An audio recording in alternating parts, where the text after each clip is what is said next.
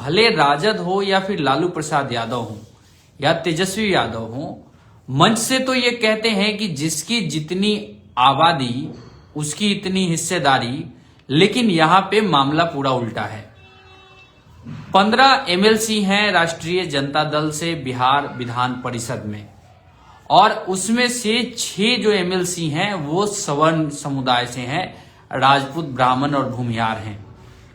ऐसे में अगर आप 15 एमएलसी में से 6 एमएलसी को अगर देखिएगा परसेंटेज के हिसाब से, तो ये 40% होता है। यानी बिहार में सवर्णों की आबादी जो अभी जातीय सर्वे आया है, यानी केवल हिंदू सवर्णों की बात करें तो 10 से 11% है, लेकिन इनकी जो हिस्सेदारी है विधान परिषद में वो 40% है। 40%। और फिर भी राजद पिछड़ों के सबसे बड़े कल्याण करने वाली पार्टी के तौर पे जानी जाती है। फिर भी लालू प्रसाद यादव पिछड़ों के मसीहा के तौर पे जाने जाते हैं। अब आ जाते हैं दलितों वाली बात पे कि दलितों को कितना राजद ने प्रतिनिधित्व दिया है, कितनी उनकी आबादी है और कितने उनके एमएलसी हैं। बिहार में 2023 में जो जातीय सर्वे हुआ था उसके हिसाब से जो दलित हैं बिहार में, उनकी आबादी लगभग 20% से ऊपर है। और उस हिसाब से अगर 15 सीट में से अगर आप देखें 20% यानी 3 एमएलसी होने चाहिए राजद से दलितों के, लेकिन वहां पे केवल एक है, केवल एक एमएलसी दलित समुदाय से है, जबकि होने चाहिए 3। फिर भी यहां पे किसी को कोई दिक्कत नहीं है, क्योंकि लालू प्रसाद यादव पिछड़ों के, दलितों के और अकलियतों के मसीहा हैं। जबकि अति पिछड़ा में अगर आप आ जाइएगा, जिसके बारे में कहा जा रहा है कि बिहार में अति पिछड़ा समुदाय की आबादी 36% है, उस समुदाय से केवल एक एमएलसी राजद ने बनाया है। फिर भी ये पार्टी अति पिछड़ों और पिछड़ों का मसीहा कहलाती है। इस पार्टी के नेता लालू प्रसाद यादव अति पिछड़ों के मसीहा कहलाते हैं, अकलियतों यानी कि अल्पसंख्यकों के मसीहा कहे जाते हैं बिहार की राजनीति में। यहां पे हैरानी किसी को नहीं होनी चाहिए, ये ऐसे ही राजनीति चलती है। आपको दिखाया कुछ जाता है, आपके साथ किया कुछ जाता है, आपको मिलता कुछ है। 15 लाख रुपए का जो वादा नरेंद्र मोदी से कहा जाता है कि 15 लाख रुपए उन्होंने कहा था कि सभी के खाते में आएंगे, उन्होंने नहीं दिया। एकदम ये सवाल जायज है, उनसे नरेंद्र मोदी से पूछा जाना चाहिए। नरेंद्र मोदी पर इस बात के लिए दबाव बनाया जाना चाहिए कि वो 15 लाख रुपए हर भारतवासी के खाते में डालें। लेकिन साथ में लालू प्रसाद यादव और उनकी पार्टी से भी पूछा जाना चाहिए कि बिहार में जिस अति पिछड़े की आबादी 36% है, उसके हिसाब से राजद कोटे के एमएलसी की संख्याओं में से 36% एमएलसी अति पिछड़ों की होनी चाहिए, लेकिन वहां पे उनको केवल एक अति पिछड़ा एमएलसी बनाया गया है उस कोटे से।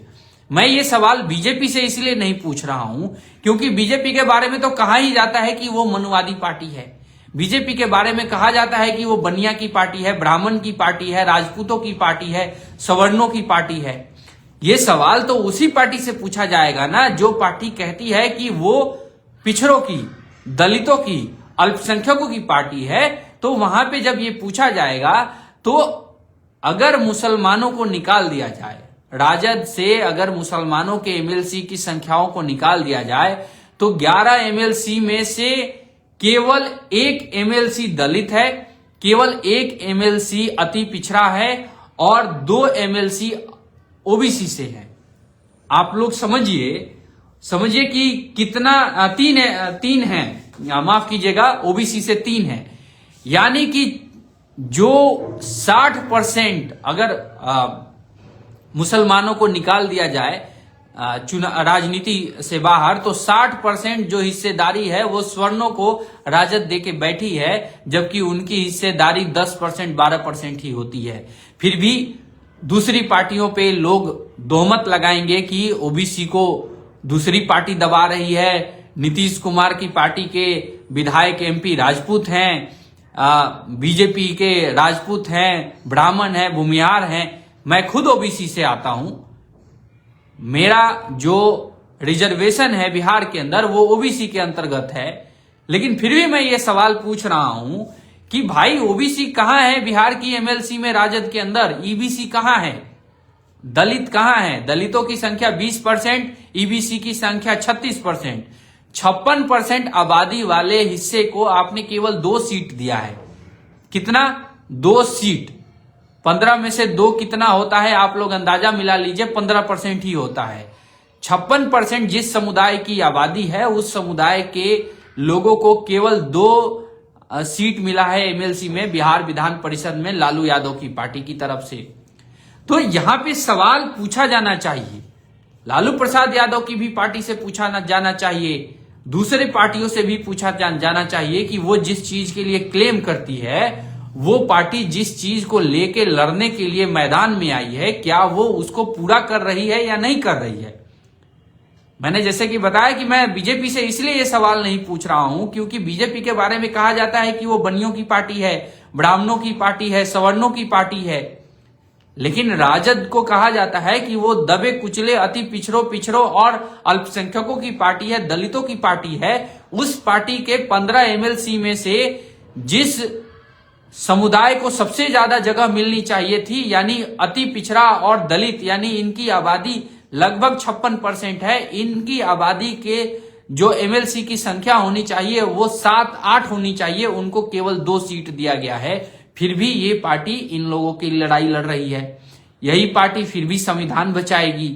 तो ये जो समस्या है ना, राजद क्यों सरकार में वापस नहीं आ पाई, बिहार की गद्दी पे दोबारा नहीं आ पाई, इसके पीछे सबसे बड़ा कारण यही है कि आप जब कहते हो कि आप सभी पिछड़े वर्ग का प्रतिनिधित्व कर रहे हो, लेकिन आप जब उनको हिस्सेदारी नहीं देते हो तो वो लोग आपको वोट नहीं करते हैं।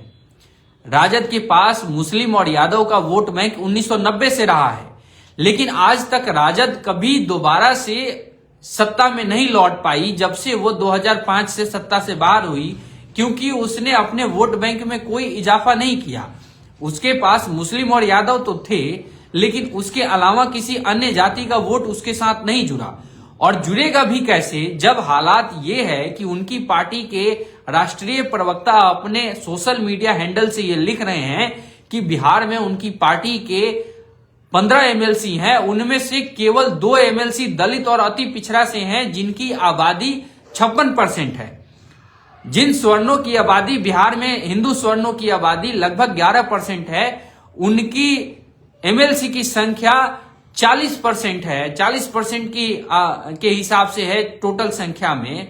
तो कैसे दूसरे जाति के लोग, जो अति पिछड़ा समुदाय है, वो लालू प्रसाद यादव का समर्थन करे? कैसे लालू प्रसाद यादव की पार्टी राजद के साथ जो अति पिछड़ा है, जो ठाकुर है, शर्मा है, यानी लोहार है, कुहार है, आपको नोनिया है, आपको हजाम है, हजाम यानी जो नाई है, ये लोग कैसे उस पार्टी के साथ जुड़े जबकि उनको उनके दल में एमएलसी में प्रतिनिधित्व ही नहीं मिल रहा है। तो ये बातें जो कहने की एक अलग होती है कि भैया हम तो अति पिछड़ों के लिए सारा काम कर रहे हैं, जिंदगी भर लड़े हैं। आप बताइए कहां दिख रहा है अति पिछड़ा? कहीं दिख रहा है?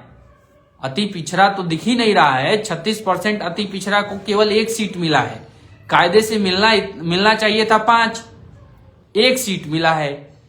इसी हिसाब से कायदे से दलित को 3 एमएलसी पद मिलना चाहिए, राजद की तरफ से मिला है 1। कैसे जुड़ पाएगा वो दलित इनके साथ? सवाल तो यही है ना। और फिर भी कहेंगे कि भाई ईवीएम में गड़बड़ है या फिर जनता हमारे साथ नहीं जुड़ रही है। जनता को जोड़ने के लिए जिसकी जितनी आबादी उतनी हिस्सेदारी आप कहते हैं, तो आप पहले दीजिए तो सही। आपके पास जितना अभी रिसोर्स है उतना दीजिए, तब तो कहेंगे कि हाँ आपने सही किया है। लेकिन अभी आप कर ही नहीं रहे हैं और कह रहे हैं कि हम आगे देंगे। अरे भाई, मैं कह रहा हूं अभी मेरे घर में जो खाना है, मैं अपने किसी दोस्त को ना खिलाऊं और कहूं कि यार तू भूखा रह, जब मैं बाहर से लेके आऊंगा तब तेरे को खिलाऊंगा। ये कोई लॉजिक है? लॉजिक तो ये है ना कि भाई मेरे घर में 2 रोटी है, आजा 1 रोटी तू खा ले, 1 रोटी मैं खा लूंगा। या फिर ये कहेंगे कि अरे यार तू तो मेरा दोस्त है, तू रुक, मैं पहले भरपेट खा लेता हूं, 2 रोटी है, 2 रोटी मैं खा लेता हूं, मजबूत हो जाता हूं, और फिर तेरे लिए मैं बाहर से मंगवाऊंगा, या फिर जब आएगा कोई दे जाएगा तब मैं तेरे को दूंगा। ये कोई लॉजिक नहीं है, कि आप कह रहे हैं कि मैं अति पिछड़ों की लड़ाई लड़ूंगा, मैं दलितों की लड़ाई लड़ूंगा, मैं अल्पसंख्यकों की लड़ाई लड़ूंगा, और अभी जो आपके पास जो है जितनी सीटें हैं उनमें से आप नहीं दे रहे हैं। तो इस तरीके से आप बिहार में तो सरकार नहीं बना सकते हैं। यही कारण है कि बिहार में लगभग 20 साल हो गए हैं और राजद का कोई मुख्यमंत्री दोबारा नहीं बन पाया। ऐसा नहीं था कि नीतीश कुमार ने पूरे बिहार में इतना अमूल चूल काम कर दिया हो कि बिहार एकदम अमेरिका बन गया है, और ऐसा नहीं है कि नीतीश कुमार ने बिहार में एकदम सभी को हर चीज दे दिया हो कि बिहार का हर निवासी नीतीश कुमार के प्रति सॉफ्ट हो गया हो या फिर उनका भक्त बन गया हो। नाराजगी होने के बाद भी लोग नीतीश कुमार को ही वोट क्यों करते हैं? क्योंकि आपने पिछले 20 साल में सत्ता से बाहर रहने के बाद भी कुछ ऐसा नहीं किया कि राजद के साथ अति पिछड़े का वोट बैंक जुड़ सके। आपने कुछ ऐसा नहीं किया कि जो अन्य समुदाय हैं मुस्लिम और यादव के अलावा जो आपके साथ अपने आप को जोड़ के देख सके। इसकी वजह से पिछले 20 साल से राजद बिहार की गद्दी से बाहर है।